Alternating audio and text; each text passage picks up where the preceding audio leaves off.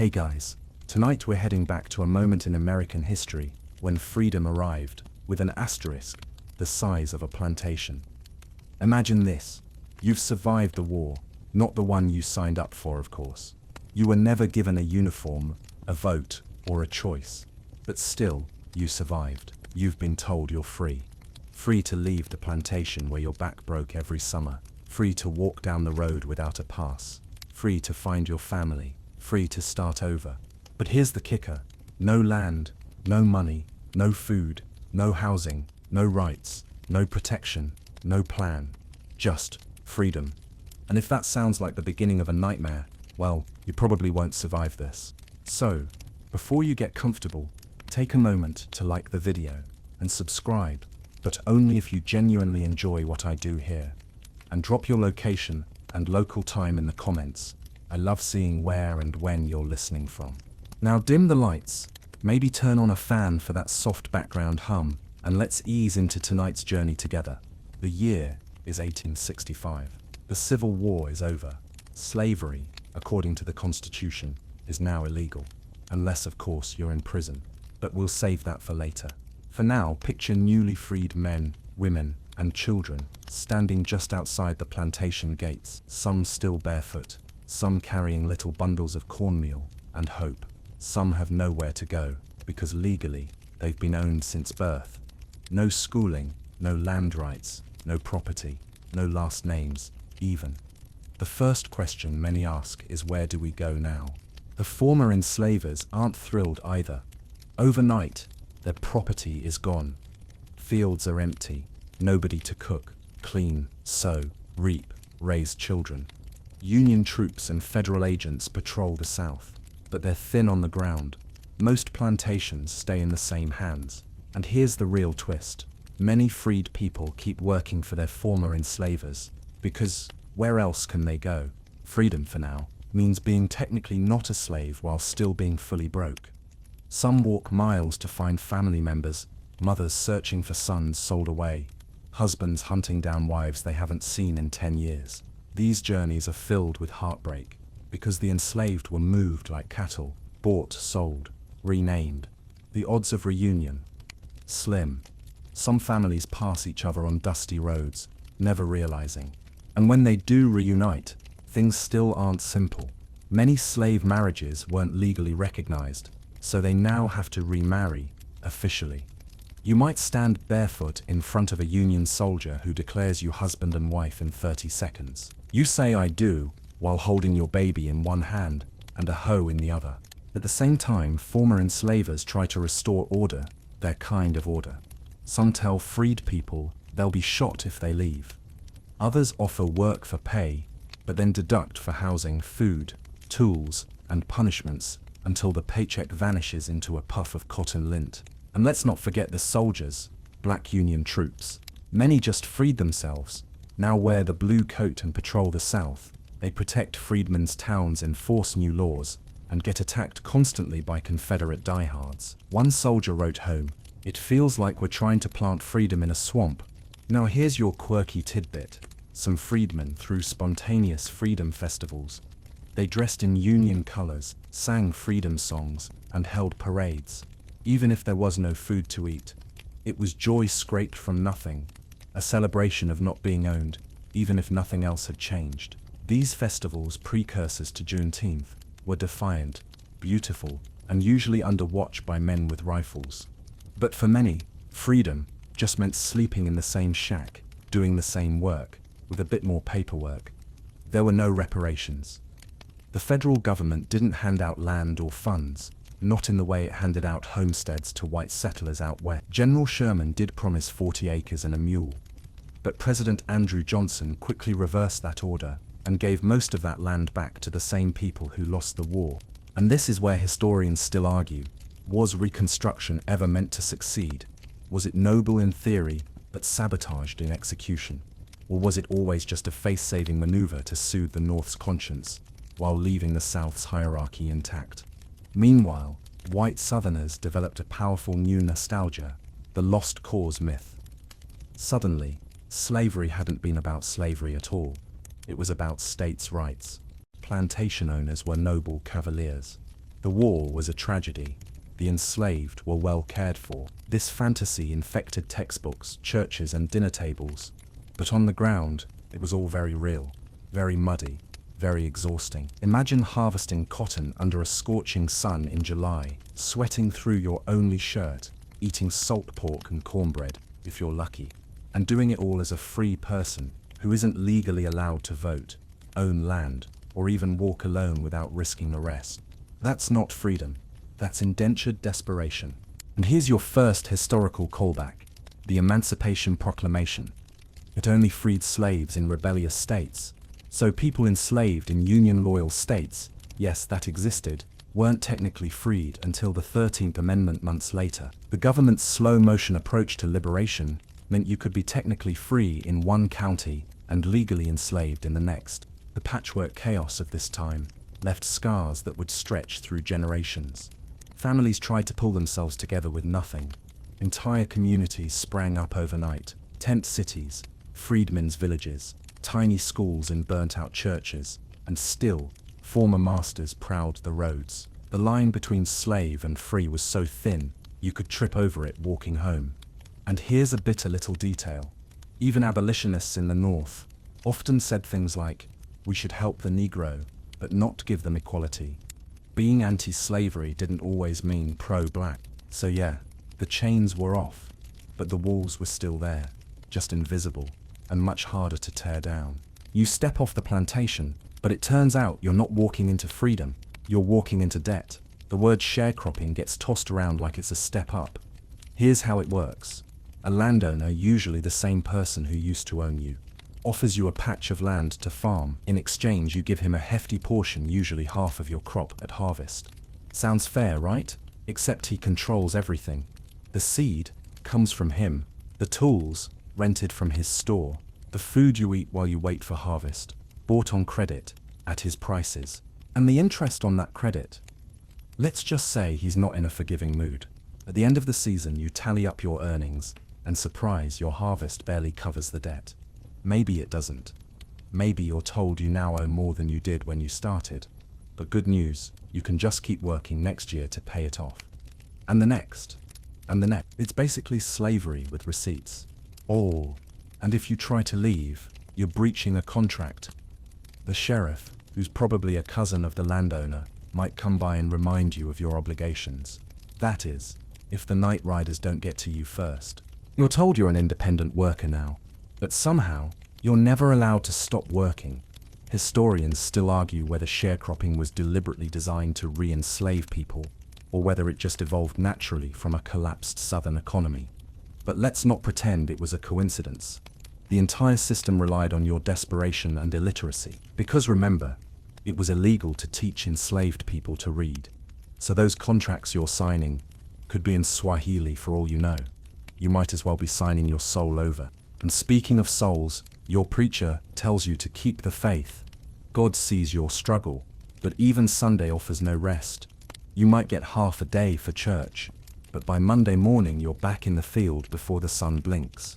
One quirky story from Georgia tells of a man who tried to negotiate a better sharecropping deal by dressing in a top hat and quoting scripture about fairness.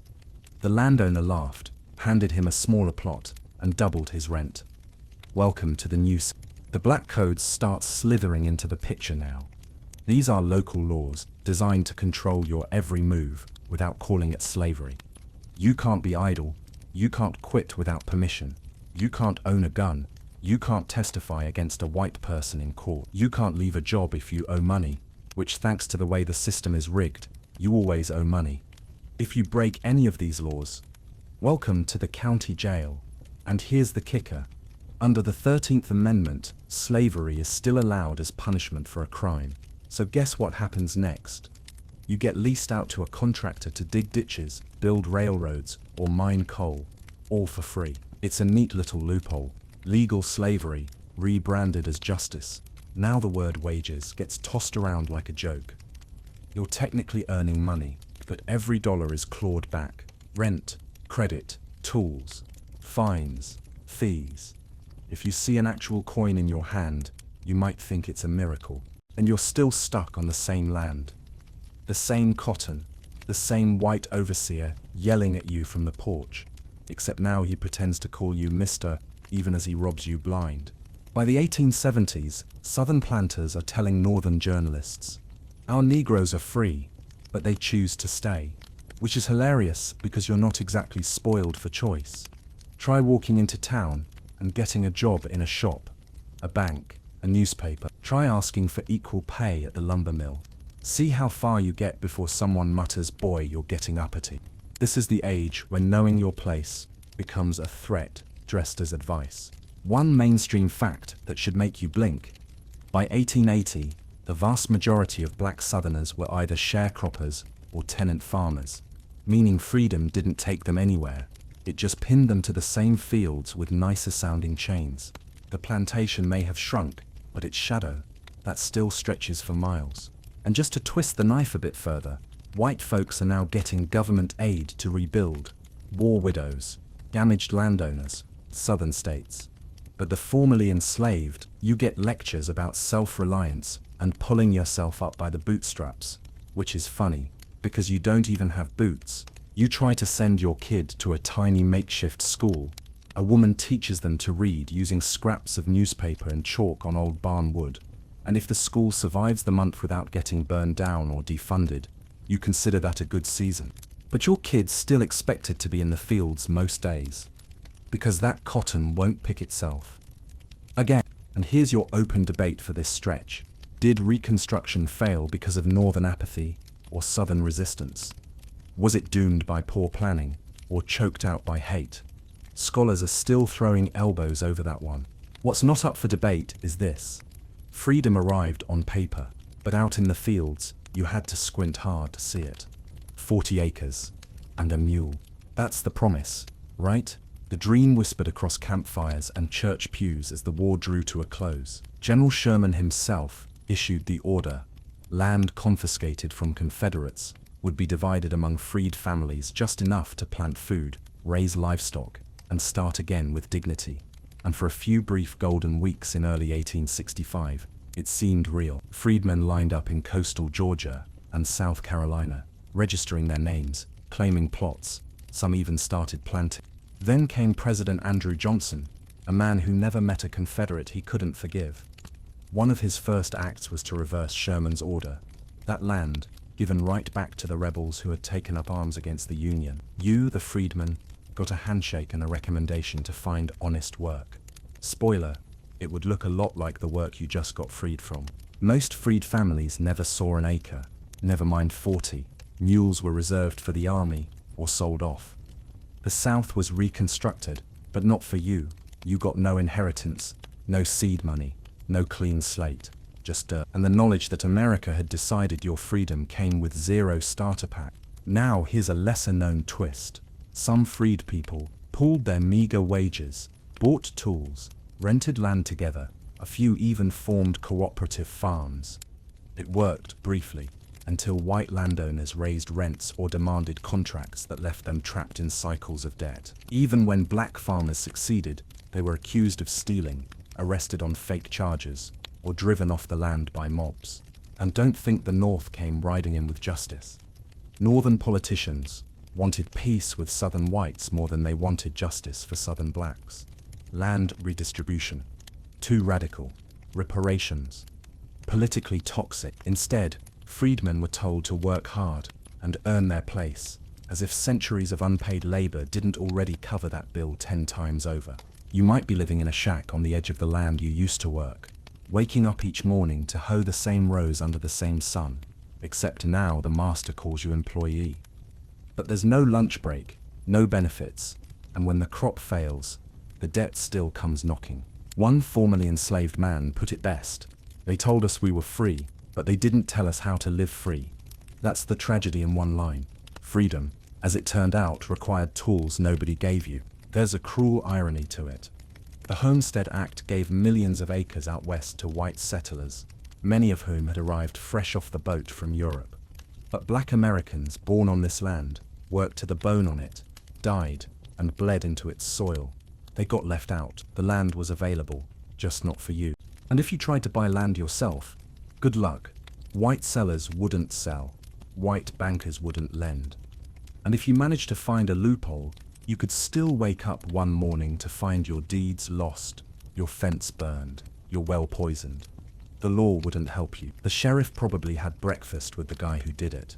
Historians still debate whether the failure to grant land was the single biggest betrayal of Reconstruction. Some say it was inevitable, given the politics of the time. Others argue that without land, freedom was always going to be a hollow shell. Either way, the result was the same: an entire people set loose with no footing, no foundation. And it gets worse. Remember those white landowners who got their plantations back? Many demanded back rent from freedmen who had settled there in the brief window when the land was under Union control. Imagine that, being told to pay for the land you were promised because the promise got revoked. In Alabama, a group of freed families raised pigs on land they thought was theirs. When the plantation was returned, the new owner took the pigs, claimed the huts, and set fire to their school. The families were told they could stay if they agreed to work the fields for half the harvest. Otherwise, they were vagrants. There's that word again, vagrancy. The catch-all crime that would follow you everywhere, criminalizing homelessness, joblessness, loitering, or just existing while poor. We'll get to that soon enough. Even within black communities, the betrayal of the land promise became a quiet source of shame. Parents told their children that freedom had come. Yes, but it came empty-handed. Entire songs and sermons were filled with longing for land, a patch of earth to call your own. The pulpit became the only place where ownership felt possible, a mansion in the sky, if not a cabin on the ground. Meanwhile, the myth of the lazy freedman began to spread. Newspapers, politicians, preachers, they all claimed black people didn't want land, didn't want to work, were better off under slavery. The same people who had denied them tools now mocked them for not building castles. And yet, the dream didn't die. Some freedmen moved west, trying to claim homesteads on the frontier. Some succeeded. Many were pushed out. But the hope of land, of roots, stayed alive in song, prayer, and quiet defiance. You didn't get your 40 acres. You didn't get your mule. But you got a lesson, hard and fast, that freedom on paper is worth exactly nothing without the means to survive it. Legal rights arrive like a storm cloud with a silver lining, but only if you squint. On paper, you're a free person now. That means you can marry, work for wages, sue people in court, even own property. But paper doesn't plow fields, and it definitely doesn't stop a sheriff's baton. The reality, every right you now have can be stripped, ignored, or twisted the second someone white decides they're uncomfortable. Courthouses become tightropes. Imagine walking in to testify against a white man who beat your brother. The jury's all white. The judge, used to calls you boy right in front of the court. You speak carefully, trying not to show too much fear or too much confidence. Either could cost you. And in the end, the defendant's acquitted in 10 minutes. You're lucky if you make it out without being arrested for perjury or disrespect. In theory, contracts are supposed to protect you. That was a big selling point of freedom. You could choose your employer, sign a deal, earn a living. But the contracts are dense, full of traps, and almost always written to favor the landowner. If you break one, say, because your kids are starving and you try to find better work, you might get arrested for breach of labor. That's if you're not already chained up for something vague like insubordination. And when you do get arrested, that's when things turn nasty. There's no public defender waiting with a reassuring smile. You stand alone, and if you can't pay your fine, and who can, you're leased out. It's called convict leasing, and it's slavery with a legal bow on top. You might be sent to a coal mine, a brick kiln, a turpentine camp. You'll work until your debt is paid. But funny thing, some debts never quite get paid off. And let's not pretend these are minor offenses. You can be arrested for walking on the wrong side of town, for talking back, for not respecting someone's authority. One freed woman was jailed for loud talking. A man in Mississippi was arrested for improper farming techniques. Another for failing to call a white man sir. These aren't crimes, they're leashes. Historians still argue whether the legal system of the post-war South was reformable or fundamentally rotten. Some point to occasional breakthroughs. Black jurors seated in a few cities. A handful of cases where justice was actually served. But most agree, the law was not built for you, it was built to contain you. Even when you win, you don't really win. Say you manage to purchase a plot of land, fair and square. A white neighbor sues, claiming it used to belong to his cousin. You produce receipts. He produces a cousin. The judge sides with him. Your deed is voided. Your house is now trespassing. There's no safety net, no appeal process. Just a reminder that your rights exist at someone else's discretion. One quirky detail: some freedmen, in frustration, started holding freedom trials in their own communities. They'd gather in churches or fields, assign roles, judge, jury, defendant, and rehearse what justice should look like. It wasn't just symbolic, it was cathartic, a way to imagine fairness in a world that offered none. Even basic things, like travel, get wrapped in red tape. You need a pass, or a written reason. If you're found walking too far from your place of employment, you're considered a vagrant. That's a charge, with consequences, and it usually ends with someone dragging you back to the field, or the prison yard. You hear about rights in speeches, sermons, and newspapers, especially the ones printed by black publishers, which are few and under constant threat. They speak of dignity, of autonomy, of citizenship. But the moment you try to exercise any of it, you're reminded that freedom doesn't mean equal. It just means they can't legally sell you anymore. Well, mostly. Because remember, prison labor is still protected by the Constitution, and the line between legal and illegal is written in chalk if your skin is the wrong shade. And the police? They don't protect you. They watch you. They question you. They beat you. If a crime happens and you're nearby, you're guilty.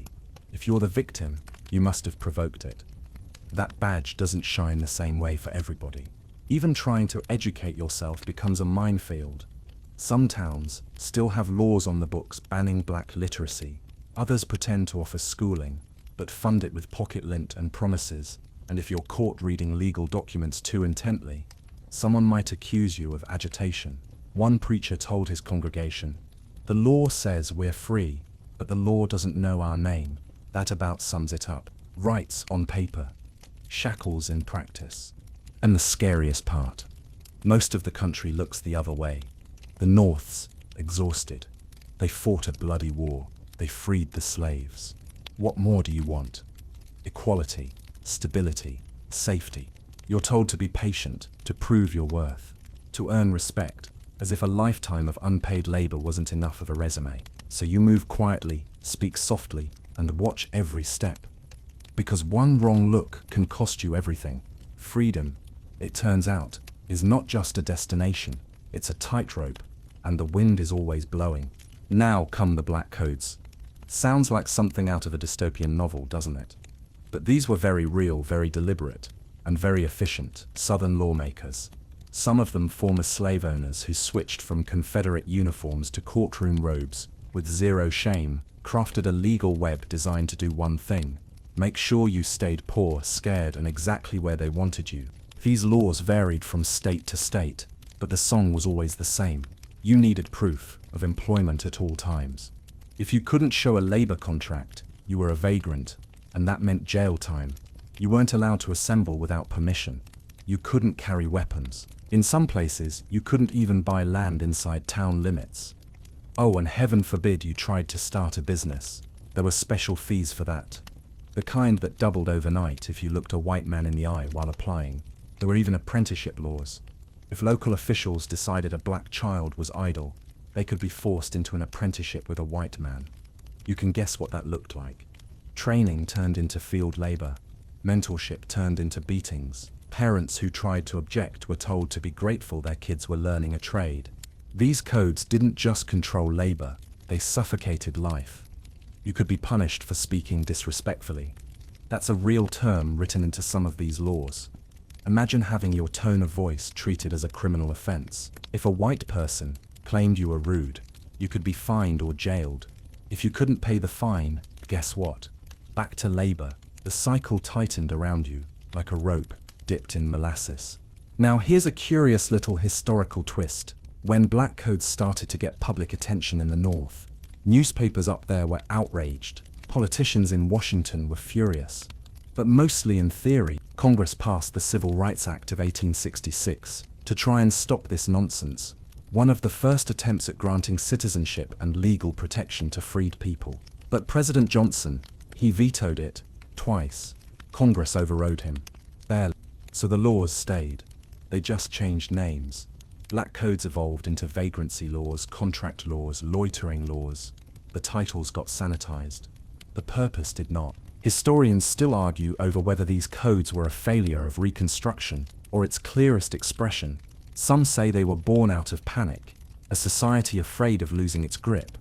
Others believe they were a quiet continuation of slavery, tailored to fit a post-war legal system. Either way, they worked spectacularly. They made sure that freedom had fine print. Now picture this. You're working long days, picking cotton. Your contract is up for renewal. You ask for slightly better pay. The landowner doesn't like your tone. He reports you as uncooperative. The sheriff arrests you for violating labor discipline. You go before a judge, who suggests you serve 6 months working for the county road crew. No trial, just a nod. Suddenly, you're wearing a prison uniform, swinging a pickaxe on land you were once told belonged to you. And guess who profits? Everyone. The state gets labor without wages. The sheriff gets a cut. The landowner keeps his fields moving, and you get 6 months of dust, sweat, and broken dignity. In Louisiana, one former soldier who'd fought for the Union was jailed under a black code for using foul language in public. He spent 4 months building levees for free. Meanwhile, white men who had actually fought for the Confederacy were being elected to office. And the cruelty wasn't just systemic, it was creative. One local official invented a law that taxed freed people if they owned dogs. You read that right. A dog tax. When most black families couldn't afford the fee, the dogs were confiscated. Why? Because dogs were often used for hunting and protection. Take the dog. Take the defense. Black codes made sure you couldn't build wealth, couldn't move freely, couldn't organize, couldn't protest. You could barely exist without tripping into a legal bear trap. But people resisted. They challenged the laws, fled towns, hid from sheriffs. Churches became more than places of worship. They were legal help centers, meeting halls, and underground newspapers all rolled into one. Community leaders memorized every line of the codes so they could spot the tricks buried in them. One church elder in Mississippi was known for reciting entire pages of local ordinances by heart, and then pointing out how they contradicted each other. Still, the codes worked their slow poison. They normalized fear. You lived in a constant low-level panic that a knock on the door meant jail, or worse, that going to town meant being watched, that anything resembling joy might be declared improper conduct. Even the word freedman got twisted. Instead of signaling dignity, it became a code word for troublemaker or lazy. Local newspapers warned of freedmen uprisings if too many black people gathered. Gathered, not armed, not rioting, just standing too close together. And what did the average white Southerner say? We're just keeping order, just protecting property, just making sure society doesn't fall apart. Sure, freedom was a locked room with the window cracked open. The black codes made sure you could breathe, but not enough to stand up, not enough to climb out, not enough to run. Now imagine getting arrested, not because you committed a crime, but because you didn't have a job lined up, or because you walked down the wrong road, or because someone decided you looked like you didn't belong in town. That was the magic of vagrancy laws. They turned poverty into a felony. Being unemployed, homeless, or simply unattached to a white employer was now a punishable offense. You didn't even need to do anything suspicious. Just being in public with no obvious purpose was enough. In some counties, black people had to carry proof of employment at all times. No papers?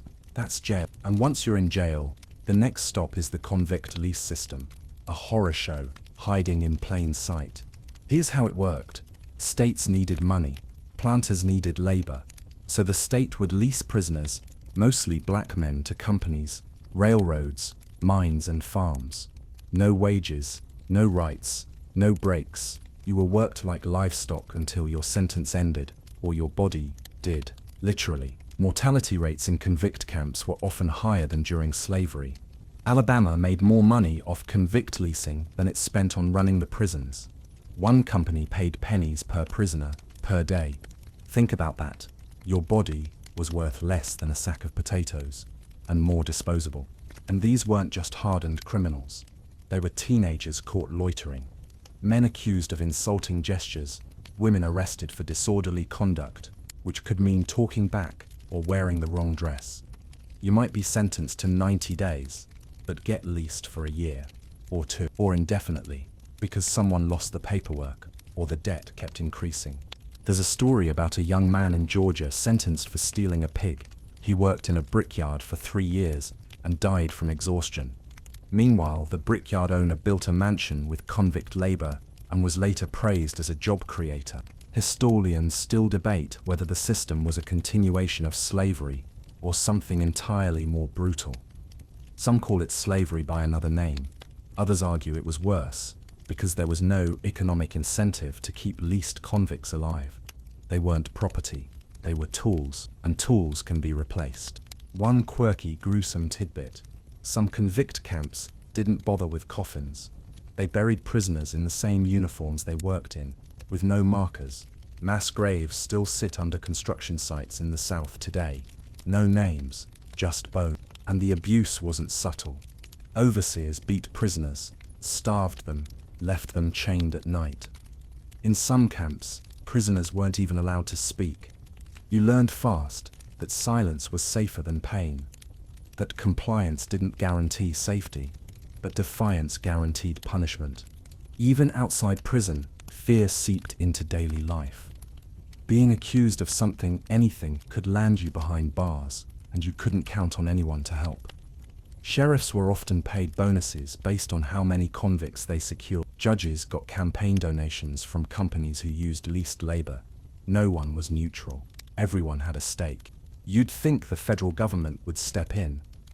Sometimes they tried. Reports were written, inspectors visited, but change was slow and always too late. By the time a scandal made headlines, the damage had already been done. And remember, all of this was perfectly legal. No sneaky loopholes needed. The 13th Amendment allows involuntary servitude as punishment for a crime, so all the state had to do was label you a criminal. They didn't need proof, just suspicion, just skin. Even kids weren't safe. Black boys as young as 10 were jailed for incorrigibility or curfew violations and sent to labor camps. In Florida, the Dozer School for Boys operated well into the 20th century. Using convict labor under the guise of reform, generations of families lost children to that machine. Meanwhile, back in your town, the fear spreads. You start avoiding certain roads. You teach your sons to look down, not speak up. You keep your daughter inside after sunset. You memorize the sheriff's routines. You pray your name isn't on some list. One freed woman recounted how her brother disappeared after being accused of trespassing. He'd walked too close to a white man's fence. No trial, no goodbye, just gone. 10 years later, his bones were found under a collapsed work camp in Mississippi. Communities tried to fight back. Some churches raised money for legal defense. Freedmen's Bureau agents occasionally intervened. But they were few, underfunded, and increasingly unwelcome in the South. The system had momentum, and inertia favored oppression. And here's the kicker. Many white Southerners saw nothing wrong with any of this. In their eyes, it was proof that freedmen couldn't function without discipline, that black people were inherently criminal or lazy. They ignored the fact that the system was rigged from the start, that laws had been written specifically to trap, enslave, and erase. So the line between freedom and slavery blurred until it vanished. And if you squinted, you might convince yourself that things were getting better. But only if you looked away from the prison gates.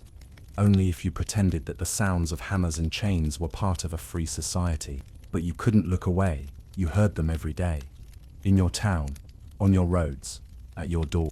There's a moment after the war when things feel like they might actually turn around. Reconstruction kicks in, and for the first time, black men vote. Not just vote, run for office, win. They stand in state legislatures, write laws, push for schools, hospitals, infrastructure. It's dizzying, almost surreal. From being treated as property to making policy in just a few years, communities erupt in celebration. Newspapers like the New Orleans Tribune and the Christian Recorder print hopeful headlines about a brighter South. It feels like history's wheel is finally turning the right direction. But here's the twist: it doesn't last. It never really had a chance to. White supremacists regroup fast. The old Confederates may have lost the war, but they're not done. They put on suits, run for office, and invent words like redemption to describe their plans to take back control. And in the shadows, something uglier forms, a new movement with old ideas, wrapped in bedsheets and soaked in gasoline. The Ku Klux Klan starts as a social club. That's what the founders call it anyway. Just 6 ex-Confederates who meet in Tennessee and decide to make mischief. The mischief turns into midnight rides, threats, beatings, hangings.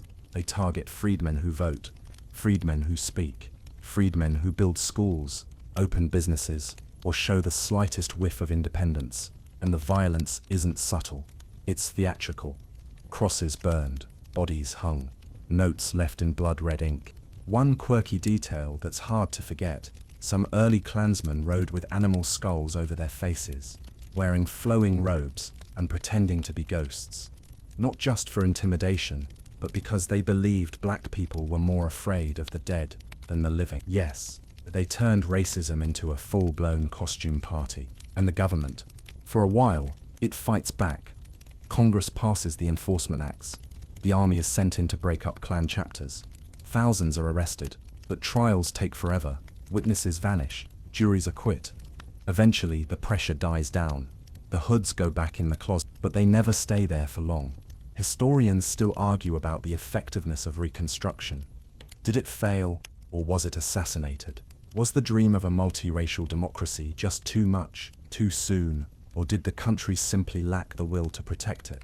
One thing's clear: once federal troops are pulled from the South in 1877, the bottom drops out. Local black leaders are run out of office.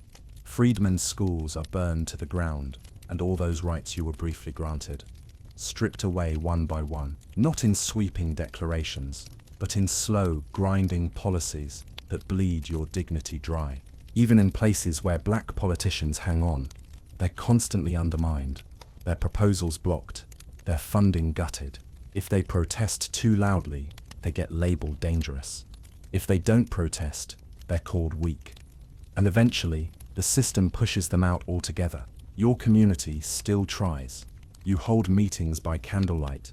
You send letters north, begging for aid. You teach kids to read using Bible pages and packing paper. But there's only so much you can do with your hands tied and a torch-bearing mob outside. You start to notice how the laws shift again. Not just black codes anymore, but new things. Jim Crow starts to show up in daily life. Segregation at train stations, restaurants, libraries. You're told it's separate but equal, but you've seen the separate and never once found the equal. And the people who once shouted about freedom and unity, they're silent now. Reconstruction's gone out of style. It's easier for the North to forget, easier to bury the guilt under monuments and memoirs that praise Southern honor and states' rights. Meanwhile, you're left with ashes. The school you helped build, gone. The newspaper you wrote for, burned. The ballot box you once touched, now guarded by men with clubs. You begin to understand that freedom wasn't stolen in one big robbery. It was dismantled brick by brick, while no one was watching. But you still hold on to something. Maybe it's a song, a Bible verse, a story your grandmother told about surviving the crossing from Africa. You sing low so the children can sleep, and you whisper, "They can take everything but the truth," and the truth. You had tasted freedom. Briefly, you had stood in a voting booth, walked into a courtroom, opened a schoolhouse door. You had seen what could, which is exactly why they came for it. At night, you don't sleep easy. You listen, for hooves, for footsteps, for that strange silence that hangs before something terrible. The night riders move like ghosts, but leave real bruises, real blood, They're not just after politicians or organizers anymore. They target anyone who dares to step out of line, which could mean anything. Owning too many pigs, refusing to call a man sir, teaching a child to read, or just standing a little too proud in public. You've seen what they do. A charred schoolhouse on the edge of town. A neighbor who went missing after trying to vote. A preacher who wouldn't stop talking about justice. Dragged from his home and left in a ditch. You hear about entire black communities disappearing overnight. Families flee with only what they can carry, leaving behind farms, tools, graves. Freedom has a curfew now, and night is not for dreaming. The Klan isn't alone anymore. Other groups rise with names like the White League, the Red Shirts, and the Pale Faces. Every one of them with the same twisted mission: re-establish white supremacy at any cost. And they have help. Local sheriffs, judges, even mayors look the other way, or worse, join in. The line between vigilante and official is blurrier than ever. You might wonder where the army is. They were here for a while, weren't they? Protecting polling places, guarding Freedmen's Bureau offices, but that was years ago. The last of them left in 1877, thanks to a backroom deal in a presidential election. The troops go home, and so do your last illusions of safety. Now, if you want protection, you look to your neighbors, you organize patrols, you take turns staying awake, you bury your weapons behind the church and pray no one finds them. You teach your children not to run when they hear horses running makes it worse. One historical fact that still turns stomachs: many of these attacks were advertised in advance. Notices would appear in local papers, warning uppity Negroes to mind their place. And when the violence came, white neighbors watched. Some brought their children, some sold lemonade. Even funerals become dangerous. Mourning too publicly could be interpreted as defiance. You learn to grieve quietly. You whisper eulogies. You teach your children to forget. But people fight back. Not always with guns. Sometimes with silence, resilience, stubborn survival. Some communities form protective associations. Others smuggle information to sympathetic lawyers up north. A few brave souls testify before Congress, describing the horrors of Reconstruction's collapse. Their words are printed, ignored, and eventually buried under official versions of history. Historians still debate how widespread the Klan's influence was. Some say it was regional, others argue it was national, a shadow network that never truly disbanded. What's certain is that the fear was everywhere. Whether the hooded riders ever came to your town didn't matter. You acted as if they could. And then came the joke that wasn't funny. We're all equal by day, someone says, but night is still theirs. That kind of truth doesn't bring comfort, it wraps your chest in iron. It affects everything. You walk differently, you speak softer, you avoid eye contact, your wife tucks the children in, as if the quilt can block bullets. You build escape plans into your daily routine. You hide your savings in jars buried under trees. You learn to smile while calculating distances to the nearest ditch, just in case. And through it all, you wonder, how much longer can this last? Surely the country won't let this continue. But the North has grown tired. Newspapers shift focus. Voters move on. Reconstruction becomes a footnote, then a punchline. The official story becomes, it was a noble failure. The real story gets buried beneath marble statues and romanticized novels. Here's a fringe tidbit you don't read about in textbooks. Some black families started leaving notes hidden in church hymnals. Names of vigilantes, escape routes, safe houses. They built their own underground networks, not unlike the Underground Railroad, but for an America that was supposed to already be free. You're left with a hard truth. The war ended. The chains broke. The laws changed. But the violence just changed shape. And it came mostly at night, with torches and hoods, and polite nods from powerful men who claimed they saw nothing. You don't remember the first time you learned to fear the dark. But now, it's always there. Waiting. Just beyond the tree line. Whispering promises it has every intention of keeping. Education sounds like salvation, until you try to build it from scratch, with nothing. For the first time, it's legal for black children to go to school, so you build one. Maybe it's in a church, or someone's cabin, or even under a tree. You get a few donated books, pages missing, covers torn, maybe a chalkboard if you're lucky. Desks? Don't count on it. You use crates, boxes, or the floor. Your teacher might be someone with only a few years of schooling themselves, just enough to stay ahead of the students. Or maybe a young white woman from the north, sent by a missionary society, earnest and terrified. She's welcomed cautiously. She's threatened often. In one town, a teacher had to sleep in the schoolhouse, with a rifle beside her bed, not for decoration. Classes are short, because kids have to work. Cotton doesn't care about reading, so they come before sunrise or after sundown. Their hands blistered, eyes half shut from fatigue. They learn letters traced in the dirt, syllables chanted out loud, over and over. They memorize whatever they can, because they know books won't always be available tomorrow. And just when you think the school might survive the year, the threats start. Sometimes, it's just a note pinned to the door. This is your only warning. Sometimes, it's a burning cross in the yard. Sometimes, it's a pile of ashes where the school stood. One quirky story. In South Carolina, a group of parents took turns standing guard outside their children's schoolhouse at night, armed with nothing but broom handles and lanterns. They couldn't stop a mob, but they wanted to be able to say they tried, wanted their kids to know someone stood watch while they learned. Still, schools spread, despite the danger, the poverty, the opposition. Black communities raised what little money they had to pay teachers. Some women worked all day and taught by candlelight at night. A grandmother in Mississippi taught 3 generations in one room with a Bible, an arithmetic chart, and sheer force of will. But the white South saw education as a threat. Educated Negroes are dangerous, newspapers warned. They forget their place. Legislators slashed funding, passed rules about curriculum, segregated everything. Black schools received a fraction of what white schools did, if they received anything at all. One county used its black school budget to repair a fence around a white school's football field. And when students learned fast, as they often did, the response wasn't applause, it was fear. Teachers were accused of inciting unrest. Children were punished for being too bold. Smartness became suspect. Historians still argue whether education during Reconstruction truly empowered black communities, or simply made them bigger targets. But there's no question it planted seeds. Seeds that would take decades to bloom, but seeds all the same. You hear about Howard University opening up in Washington, D.C., Fisk University in Tennessee.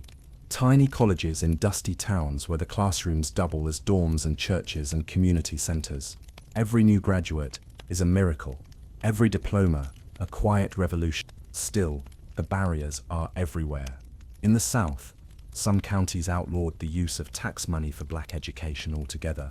Teachers were run out of town. In one infamous case, a school board bought desks for a white school and sent the old broken ones, some missing legs, others riddled with termites, to the black school as a gift. In the North, it wasn't exactly a utopia either. Segregation still lingered. Black children were funneled into trade schools, away from the academic tracks. The message was clear: know your limits. And yet, the hunger to learn never faded. You kept sending your children to school, even if it meant skipping meals. You taught them the alphabet between rows of cotton. You taught them history that hadn't yet been written down, about survival, resistance, dignity, lessons that no textbook would ever include. One girl writes her name in perfect cursive on the chalkboard. Her father weeps.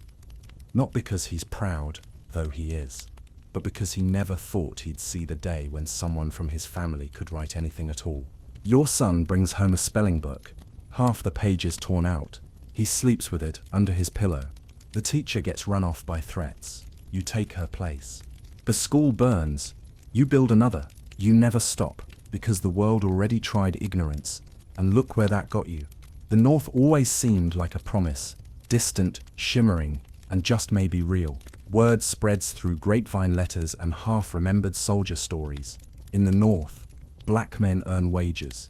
In the North, you can walk without fear. In the North, nobody calls you boy. So you pack your things, whatever you've got. A satchel, a Bible, your grandmother's cooking spoon. You kiss the red clay goodbye. and board a train, or hitch a ride, or just start walking. But the North isn't what you hoped. Not even close. You arrive in a city, maybe Chicago, maybe Philadelphia, maybe Detroit, and you're greeted by cold air and colder stares. The signs don't say whites only, but they don't have to. Apartments are already taken. Jobs are filled. You're directed to the colored district, which means crowded tenements with 6 people to a room, no plumbing, and rats big enough to vote. Work exists. Technically, you might find a job in a factory or laying track, but don't expect safety or decent pay. Black workers are hired last, fired first, and paid less than half of what white workers make. Some unions won't even let you join. Others list you separately as non-skilled, no matter what you do. You could be welding steel blindfolded, and they'd still call you untrained. One mainstream historical truth. In cities like New York and Boston, white mobs attacked black communities not long after the war ended. The draft riots in 1863, 2 years before slavery even ended, saw white working-class men lynch black citizens in the street. So when you show up with a hopeful grin and strong hands, people look at you like you've arrived to steal something. You notice that Northerners talk differently about race. It's more polite, more academic, but just as poisonous. They're quick to condemn Southern racism, then cross the street when they see you coming. It's not chains and plantations, it's slumlords and invisible ceilings. The South shouts, the North whispers. And there's competition. Irish immigrants, Italian workers, Eastern Europeans, they've been climbing the same greasy ladder, and now you're one more hand, grabbing at the bottom rung. Tensions boil, fights break out on docks and rail yards. You're blamed for lowering wages, for ruining the neighborhood, for existing. Historians still debate whether Northern racism was more hypocritical or just better disguised. But the effect was the same. You're unwanted everywhere, just slightly less violently in some places than others. Here's a quirky twist. In some cities, you find black-owned businesses, schools, even newspapers. Tiny sparks in the gloom. One editor prints poems about liberation and recipes for cornbread on the same page. Churches double as shelters, soup kitchens, and job boards. There's even a few hotels that cater to black travelers. For a moment, it feels like a sliver of what freedom could be. But then you try to rent a storefront, and the landlord says no. You try to sit at a lunch counter, and you're told to take it to go. You try to organize with fellow workers, and they threaten to strike against you. And if you complain too loudly, well, suddenly there's a noise ordinance or a safety violation, and the police come knocking. The housing situation is especially brutal. Redlining, the practice of marking black neighborhoods as risky for loans, hasn't become federal policy yet, but the unofficial rules are already in place. Banks won't lend to you. Real estate agents steer you away from white areas. One black family moves into a white neighborhood in Ohio and wakes up to find a cross burning in their front yard. It starts to sink in. You didn't outrun the system. You just found a new version of it. But you stay. Because even in the cold, even in the squalor, there's a kind of breath you can take here that you couldn't down south. Fewer lynchings, more jobs, even if they're bad, a little more space to organize, to write, to dream. You save up pennies in a coffee can. You send letters home, exaggerating the good. You tell your cousin he should come too, and he does, and ends up in the bed next to yours sharing a blanket and hope. And still, you resist. You join a mutual aid society. You deliver newspapers before dawn. You teach your neighbor's kids to read. You learn to sew, to cut hair, to paint signs. You invent something. You patent it. You get no credit, but you're still here. Because freedom's not about where you go, it's about what you refuse to surrender. Voting is supposed to be the heart of democracy. That's what they say anyway. You line up, early in the morning, church clothes pressed, children tugging at your hand. You've memorized the names on the ballot, practiced signing your name just right. You carry a Bible verse in your pocket for courage. You've waited your whole life for this. Then you get to the front of the line, and the man at the table says, "Recite the Constitution." You blink. "Which part?" "All of it," he says, smirking. "Welcome to the literacy test. If you stumble, Fail. If you hesitate, fail. If you pass, they say the answer was incomplete. There's no key, no score, no fairness. It's a trap, a trick, a cruel little game designed to keep you silent. In some places, they give you a jar of jelly beans and ask you how many are inside. If you're off by even one, you can't vote. Meanwhile, the white man behind you signs his name with an X and gets waved through. But that's just the beginning. There's the poll tax, a fee to vote, wrapped in the language of civic responsibility. It might be $1, might be $2. Sounds small unless you're feeding 6 kids on pennies and cornbread. And even if you manage to scrape it together, you're told you didn't pay last year, back taxes, surprise fees, phantom receipts. It never ends. Some towns use the grandfather clause. If your grandfather could vote before the Civil War, then you're exempt from the test. You weren't even considered human before the war, so, yeah, you're out. And then there's the intimidation. You show up at the polls, and there's a crowd of white men staring you down, armed sometimes, or just smiling with a kind of meanness that turns your stomach. Nice suit, one says. Hope it doesn't get dirty. You keep your eyes down. You go home. Historians still debate whether the federal government could have stopped this sooner, whether stronger enforcement after the 15th Amendment might have preserved black suffrage. But Washington grows quiet. Northern papers stop reporting. Southern laws get sneakier. And the violence, it's not always subtle. A man in Louisiana tries to organize black voters. He's found hanging from a tree the next morning. In Alabama, a woman is beaten for helping people fill out registration forms. The Klan doesn't need hoods for this. Just badges, or neighbors, or power. Still, some vote anyway. They march in long lines. They sing. They dress in their best, because dignity matters. One man is asked to interpret a clause from the state constitution and replies, "It means I'm a citizen, and you can't stop me." He's dragged away. But sometimes, they get through. Black voters tip local elections. Elect school board members, mayors, even congressmen. In the brief window of Reconstruction, black men hold more public office than ever before, or since. They push for better schools, fair labor laws, even public sanitation. And that's when the machine really kicks in. New laws pop up, new restrictions, new ways to silence you. They redraw districts, close polling places, misplace ballots, and if all that fails, they just toss out the results. One quirky story. In a Georgia town, a group of black voters were told their polling station had moved to the next county over. They walked 20 miles, only to find the new location closed for repairs. They walked home, and still they tried again the next week. You start to wonder what democracy even means. You fought for this country. You built its roads, cooked its food, raised its children. You pay taxes. You bury your dead under its flag. And still, they tell you your voice doesn't count. But you keep showing up. You teach your kids to read the Constitution, even if the system won't honor it. You practice writing your name in the dirt. You hold mock elections in the church basement, so folks can learn the process. Because one day, they'll stop pretending. One day, they'll just say what they mean. Your vote is a threat, and that's when you'll know you're winning. There's no easy way to describe lynching. It wasn't just murder, it was a message, a performance, a ritual of terror, meant to keep everyone in their place. And it worked. It didn't just kill the body, it strangled ambition, it silenced questions. It made freedom feel like a dare. You didn't have to be guilty.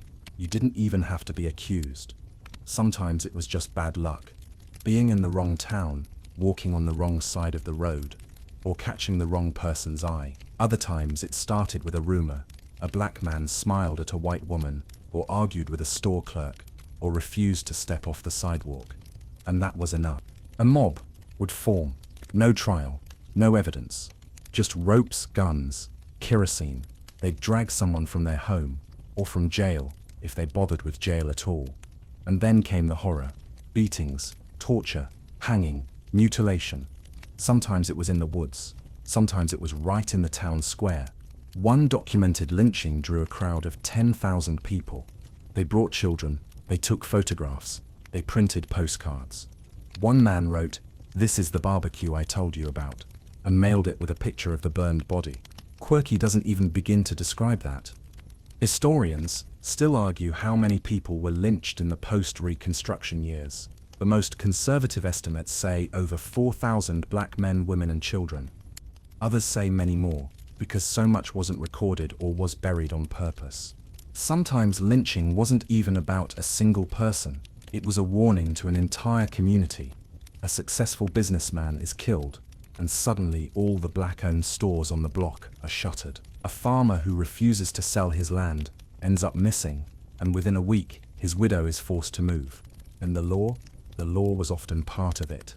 Sheriffs handed prisoners over to mobs. Judges looked the other way.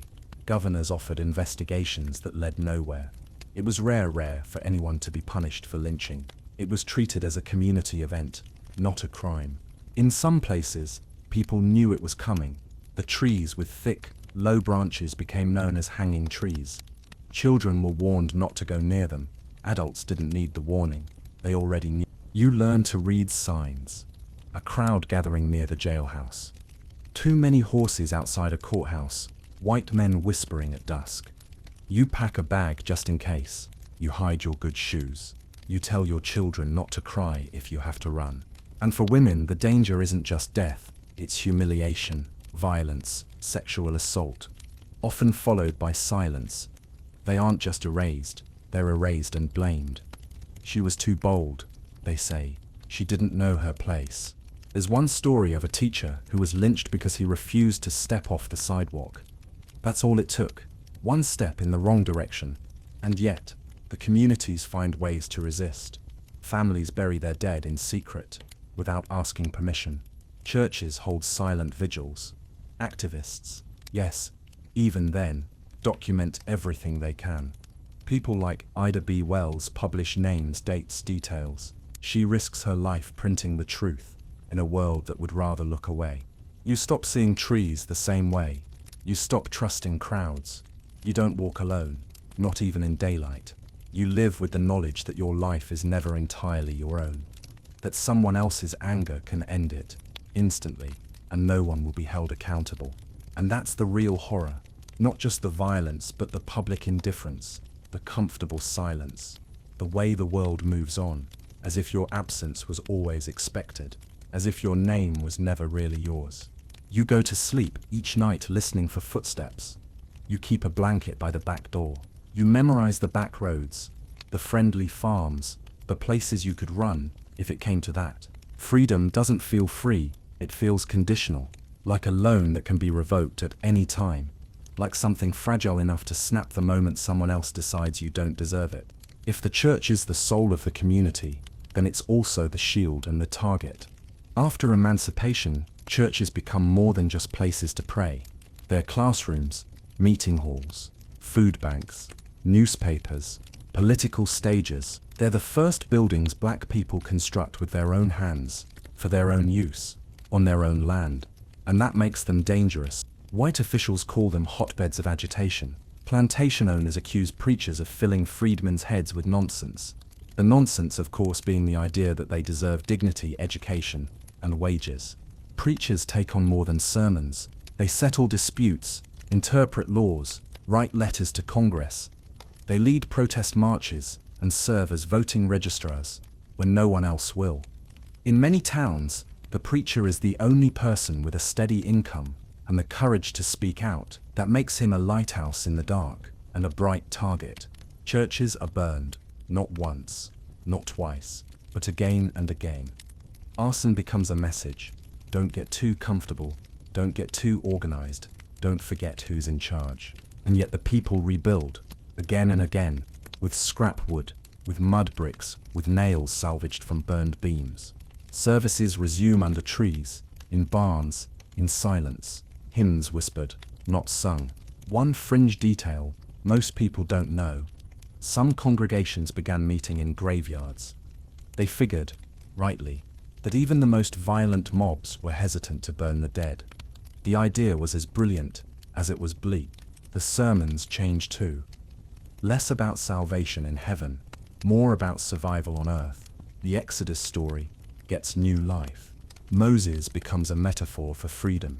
Pharaoh looks a lot like your local sheriff.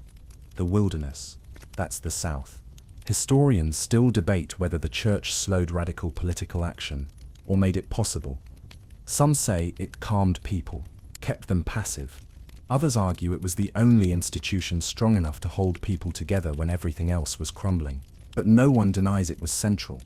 Even in the smallest, poorest communities, there's always a corner cleared for worship. A wooden cross nailed to a post, a rusted bell, a hymnal passed down from a free grandmother who couldn't read but memorized every word. And the church has rules, spoken and unspoken. You dress your best. You sit where you're told. You rise when the Spirit calls.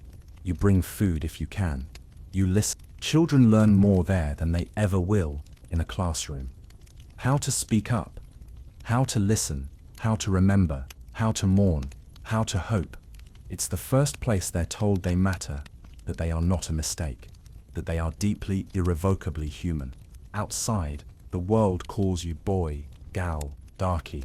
Inside, they call you brother, sister, deacon, elder. That difference alone is enough to make enemies. Authorities send spies into the pews. White visitors come on Sundays to listen in, looking for signs of rebellion. But all they hear are psalms and parables. No one dares speak revolution out loud. It's coded, it's quiet, it's wrapped in scripture like armor. One preacher in Mississippi gave the same sermon every week for 6 months. It was called Let My People Go. By the 4th week, everyone knew it by heart. By the 8th, white townsfolk started complaining. By the 10th, the church was gone, but the people weren't. They met in a tobacco barn, after that. Then under a bridge. Then in the woods. It's not just about worship. It's about where you get to exist without apology. A space where you're not less than. Where your language, your pain, your joy, your dreams are all valid. Even if they're whispered. Even if they're watched. Because outside those walls your life is negotiated, bargained, measured in labor and silence. But in church, your name is said out loud and said right. There's a reason it's the first place to get burned and the last place to ever truly die. Marriage is one of the first things many freed people rushed to legalize after emancipation. For years they were denied the right to wed. Enslaved men and women could be partnered, sure, but it wasn't recognized by law. Their vows meant nothing in court. Families were torn apart on a whim. A husband sold to Louisiana, a wife to Virginia, children left behind in chains. So when freedom comes, people line up in droves to get married. Officially, legally, finally, you might stand barefoot in front of a union officer, or a freedman preacher, or even just an old neighbor with a Bible. You say your vows. You get a certificate. You hold hands and walk back to your cabin, with a kind of dignity that still makes your throat tighten when you remember it. But freedom doesn't make marriage easy. In fact, in many ways, it makes it harder. You're poor. Always. Every day is a hustle. You work sun up to sundown. Your spouse works too, probably on a different farm, under a different contract, in a different county. You see each other on Sundays, if the weather holds and the overseer isn't in a mood. Some couples manage to stay together, others don't. Some simply can't. The system doesn't reward commitment, it punishes it. You try to raise children, but your home is unstable, your wages unreliable, and your future always under threat. One illness, one drought, one false accusation, and everything shatters. You pray, you stretch your food, you sing lullabies even when you're too tired to stand. And then the courts get involved. Legal marriage is a double-edged sword. Now suddenly, you're expected to follow laws made for people who never knew what it was like to be sold from your own family. You can be charged with abandonment if your work takes you away. You can be denied child custody because your shack isn't fit for living. One woman is taken to court because her husband was arrested, and the judge decides she's now an unfit mother. Her children are removed and placed into white homes. No notice. No appeal. Historians still argue whether legal marriage helps stabilize black families or simply created new ways for the state to interfere. On paper, it looks like progress. In practice, It gave judges and sheriffs new levers to White people start talking about black morality now. They question your relationships, your parenting, your household choices. You're suddenly expected to fit into a mold designed by people who used to own you. They say you're not raising your kids right, even though they once whipped you for trying to teach them anything. They say you're not loyal spouses, even though you searched for your loved ones across states with nothing but names and rumors. Here's one of those strange facts no one likes to mention. Many former enslavers kept right on interfering in their former slaves' relationships. A man might forbid his workers from marrying someone on another plantation, citing contract conflicts. Others would withhold wages until a marriage was approved. Freedom didn't kill that possessiveness.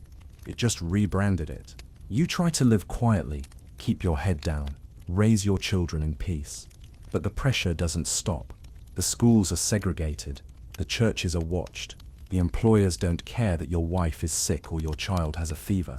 There's no time off, there's no space for grief, just the endless march of survival. And still, people love. They marry, they build households from scrap wood and shared labor. They invent new rituals, blending African traditions with Christian ceremonies, creating something neither master nor lawmaker can truly understand. They celebrate anniversaries with food if they have it, song if they don't. One couple in Tennessee got married 5 different times.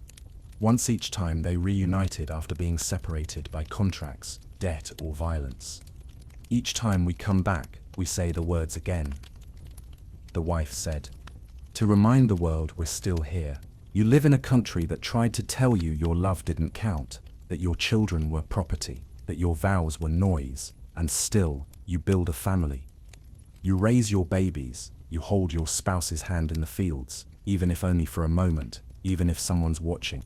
Because freedom isn't just the right to walk away, it's the right to stay, to choose someone, to say, this is my person, and have that mean something, even if the world keeps trying to take it away." The children born after emancipation are called freedom's firstborn. A poetic name filled with hope. They never knew the auction block. They never heard the snap of the overseer's whip. They never had to wonder if their mother would be sold by sundown. But what they did inherit was the weight of survival, quiet, heavy, and stitched into every thread of their lives. You try to shield them from it. You teach them to be careful with their words, with their tone, with their posture. You tell them to say yes sir even when it burns. You tell them to look down when spoken to.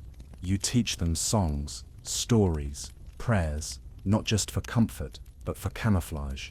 You want them to blend in long enough to grow up. And you want them to grow up free. That's the dream. But freedom doesn't always come dressed in joy. Often, it comes dressed in exhaustion. These children walk barefoot to schools with no roofs. They study by lamplight, if there's oil. They eat cornbread and molasses for every meal. They learn to read from hand-me-down readers that skip pages and spell your name wrong. Still, they learn fast. Too fast for comfort, according to some white folks. The smarter they get, the more trouble it stirs. A boy who corrects a white teacher's grammar is expelled. A girl who wins a state spelling bee has her trophy stolen. One child writes an essay about the Constitution and ends up on a watch list.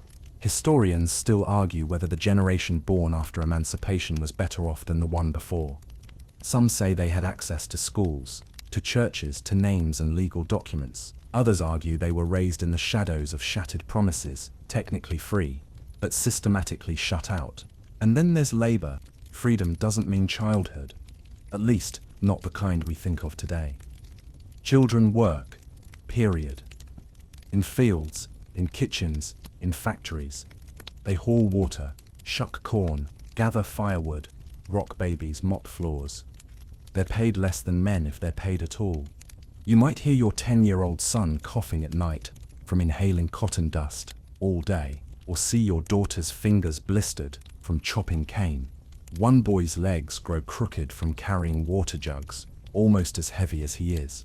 No doctor visits, no days off. And when they're not working, they're dodging danger. The same laws that trap adults don't spare children. A boy loiters too long outside a general store. That's vagrancy. A girl raises her voice in class. That's disorderly conduct. The juvenile courts are barely better than the adult ones. Sometimes, they're worse.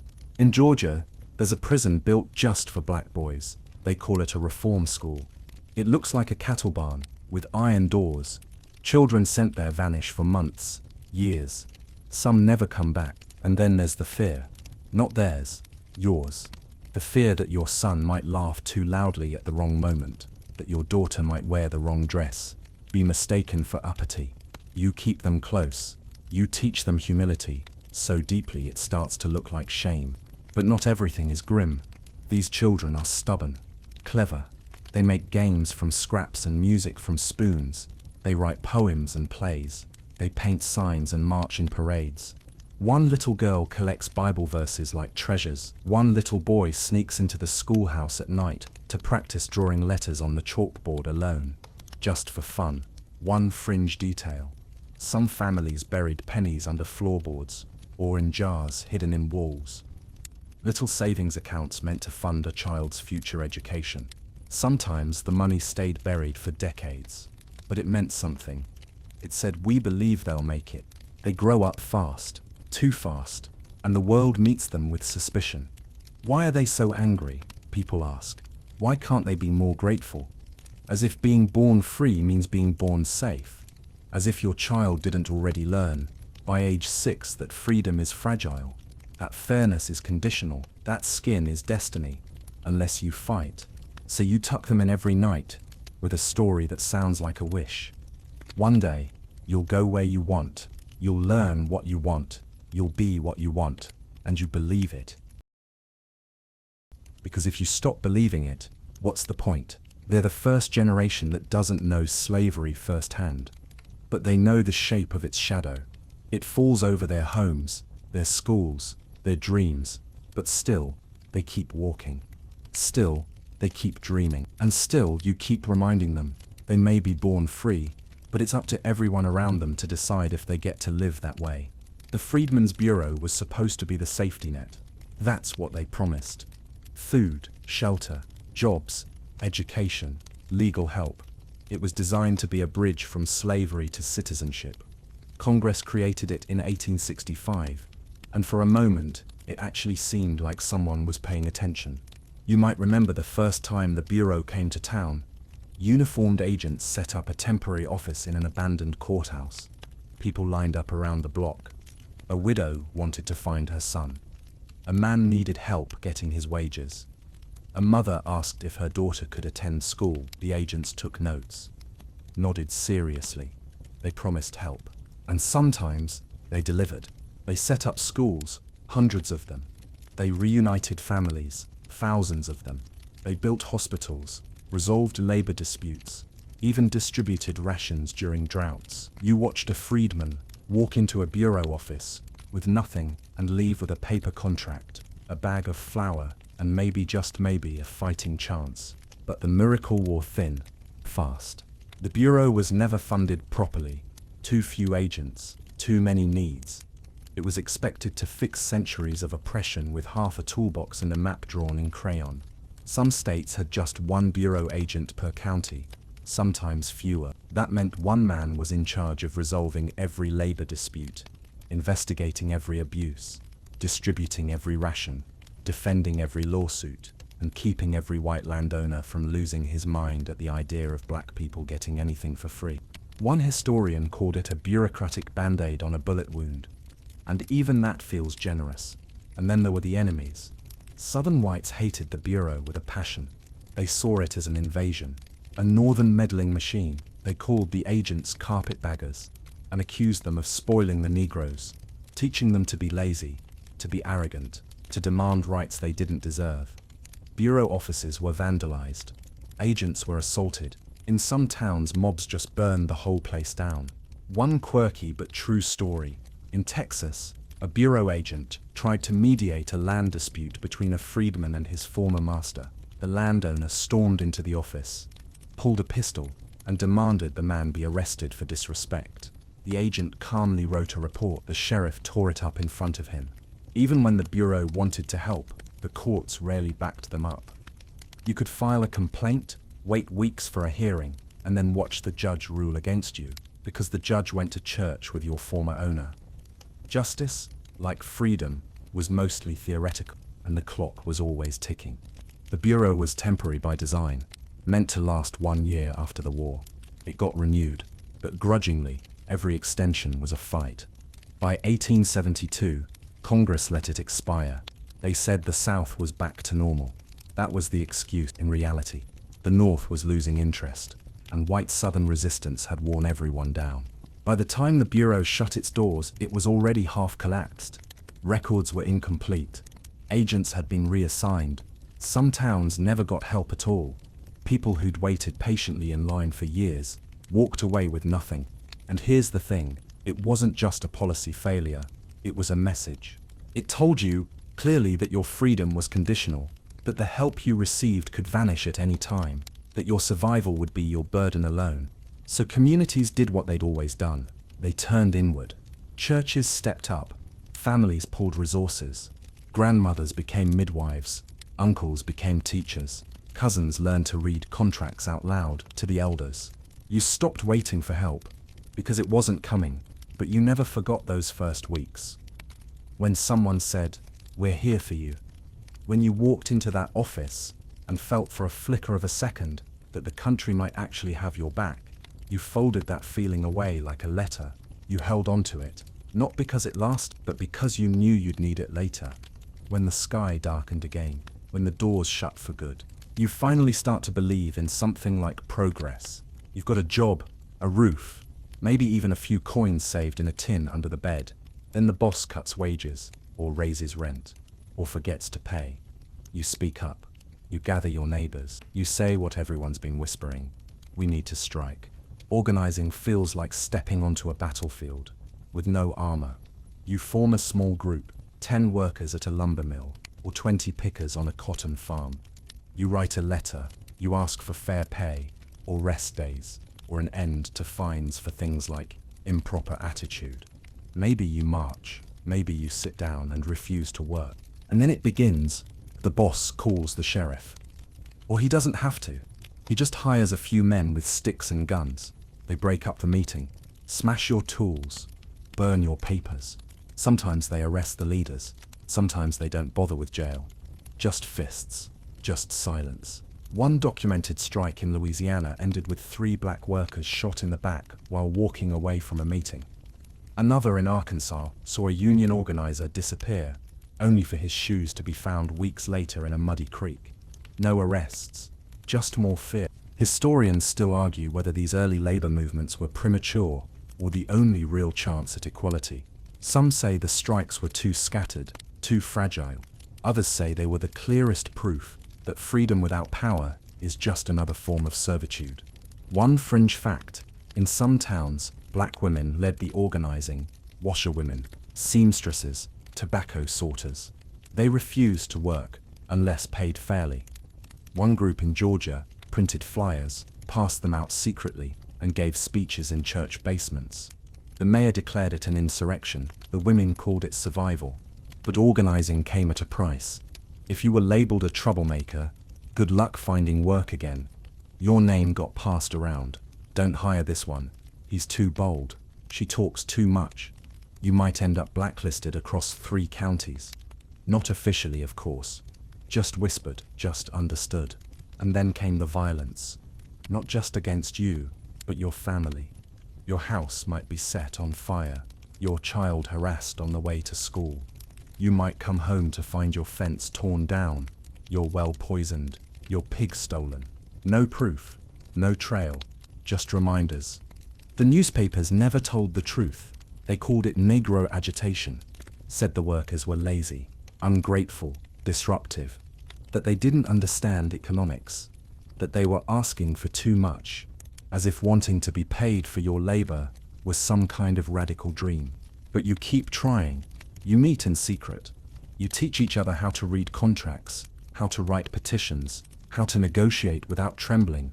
You whisper names of sympathetic lawyers, of northern papers that might print your side of the story. You pass around stories of unions in the north, of Irish workers who struck and won. You wonder if you can do the same. Some of you do win, briefly, A small wage increase, an extra meal a week, the promise of no more random deductions. And for a moment, it feels like change. But it never lasts. Not yet. Because the system isn't broken. It's functioning exactly as intended. You are meant to work, not to rest, not to speak, not to demand. And still, you rise early. You wrap your blistered hands. You put on your patched clothes, and you go back. Because there's power in even the smallest act of refusal. Because you've tasted what it feels like to be heard, even for a second. And because you know deep down that no one ever gave freedom freely. It was always taken, bit by bit, word by word, step by step. You work the land, you pay your rent, you save what little you can, and one day, after years of sweating under someone else's sun, you gather the courage and the coins to buy a small plot of land. Maybe it's 5 acres, maybe it's 10, it's not much, but it's yours. You sign the deed with pride and trembling hands. And that's when the real trouble begins. Because now you have something they can take. White neighbors don't like seeing black landowners. It disturbs the order of things. You're supposed to work the land, not own it. You're supposed to ask permission, not plant with confidence. So they start circling, not with torches, not yet, but with paperwork. Theft by deed is quieter than a lynching, but no less devastating. You're summoned to court over a disputed boundary. You're accused of unpaid taxes, even if you have the receipts. One judge rules your signature is invalid. Another says the land was never legally sold. A neighbor claims your fence is 3 inches too far to the left. You lose half your field, then your well, then your whole claim. It's all legal, or close enough. Historians still debate how much land was lost this way. Some say hundreds of thousands of acres. Others say millions. All agree the scale was vast, the damage permanent, and it wasn't just individuals. Whole communities were targeted. A black farming cooperative pools money to buy land together. White buyers show up with forged documents and find a long-lost heir who claims the property. The sheriff comes, papers in hand. You have 3 days to leave. One fringe story tells of a black man who found oil on his property in Texas. Weeks later, the county claimed the land for infrastructure development. His house was bulldozed. He was offered nothing. Even if you keep your land, the banks are no friend. Loans are denied. Equipment is overpriced. Crop prices fluctuate wildly and always seem to crash just when you've had a good season. You're forced to mortgage your fields to pay for seed. One bad harvest, and it's gone. The title is no protection when the system is rigged. And if they can't take your land legally, there's always the other way. You wake up to find your crops burned, your fence torn down, your well filled with mud. No one saw anything. No one knows anything. The sheriff shrugs. Must have been kids. Or worse, he tells you to leave for your own safety. There's a name for it now. Economic terrorism. But back then it was just life. And still, you plant. Because that soil means something. Because your grandmother never owned anything, and now her name is on a deed. Because your children sleep on land that no one can sell out from under them. At least, not yet. You bury documents in jars, in walls, in the roots of trees. You memorize your plot lines. You teach your son to read maps, your daughter to read contracts. You hold on. But you live with the fear that one day, a man with a badge and a lie will knock on your door and say, "This land isn't yours anymore." And the worst part, you won't be surprised. You start noticing how the world sees you, on stage, in print, in jokes passed around like pennies.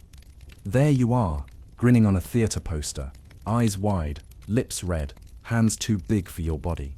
It's not you, of course. It's a costume, a mask, a mockery. But it's your name under it. The freedman, the happy darky, Sambo. Minstrelsy sweeps the country in the decades after emancipation.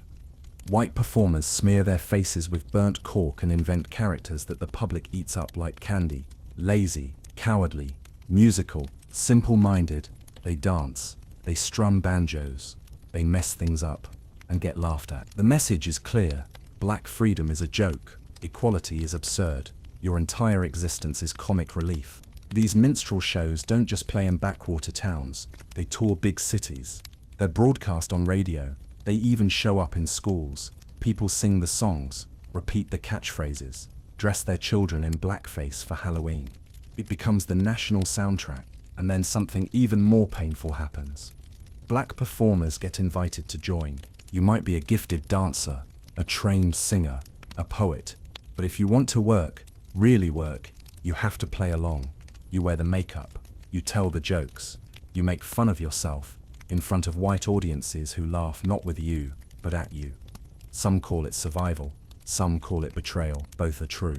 One strange but true fact: the first full-length motion picture in America, The Birth of a Nation, depicts black people as savage, lustful monsters. It portrays the KKK as heroes. It was screened at the White House.